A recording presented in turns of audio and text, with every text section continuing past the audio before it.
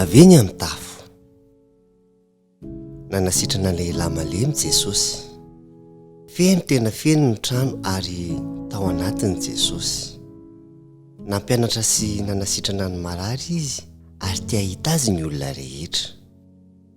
Efa dano nananamana tsy afaka nandeha.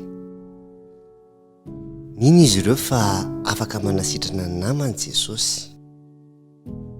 Dia nentiny tany amin'ny trano nisy Jesosy ilay namany. Be dia be ny olona ka tsy afaka niditra izy ireo. Niakatra tohatra izy ireo mba andefasany namany avy eny ambonin'ny tafo. Avy eo dia nanomboka nanala ny taila. Notsokafan'izy ireo ny tafon'ilay trano. Gaga daholo ny olona tao an-trano raha nahita izany. Dia nataon'izy ireo nidina teo afovoan'ny vahoaka ilay namany. Nihevitra izy ireo fa anasitrana ny namany Jesosy.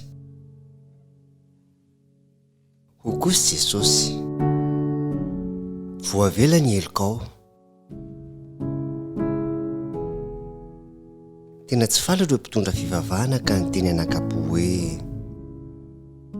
Andriamanitra irery no afaka mamela heloka. Hoy Jesosy,